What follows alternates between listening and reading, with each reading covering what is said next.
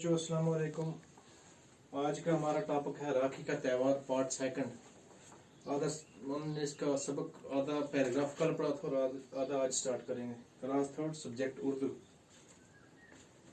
तो पहले हम एक टॉपिक पढ़ेंगे, उसके बाद ये कुछ हमने आंसर लिखे।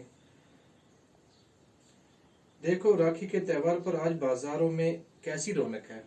राखी के त्यौहार पर बाजारों में कैसी रौनक है। आज तो दुकानें तरह तरह की मिठाइयों से सजी हुई हैं। लोगों की बहुत भीड़ है। बच्चे, जवान, बूढ़े सब मिठाई खरीद रहे हैं। फल वालों की दुकानों पर भी भीड़ लगी है, यानी सब बूढ़े बच्चे जो भी थे इस त्यौहार पर कोई फल खरीद रहा था और कुछ मिठाइयाँ। हर जगह भीड़ नजर आ रही थी। मोहन ने भी मिठाई और फलों की एक टोकरी भी खरीदी। मोहन जो था उसने भी अपने लिए मिठाई और एक फलों की टोकरी खरीदी। टोकरी पर रंगीन कागज चढ़वाया और अपनी बहन उषा के घर पहुंचा। उषा पहले ही से इंतजार कर रही थी, यानी उषा जो थी वो पहले अपने भाई का इंतजार कर रही थी। भाई कहने से बहुत खुश हुई। मोहन ने उसे मिठाई का डब्बा और फलों की टोकरी दी। उषा एक थाली में राखी और तिलक का सामान रख कर ले आई। पहले उसने मोहन की कलाई पर राखी बांधी, यानी पहले उसने अपने भाई की कलाई पर राखी बांधी, फिर उसके माथे पर तिलक लगाया और दुआ की कि मेरा भाई जुग जुग जिए। उसके बाद उषा ने मोहन को अपने हाथ से मिठाई खिलाई, यानी अपने भाई को अपने हाथ से उसने मिठाई खिलाई।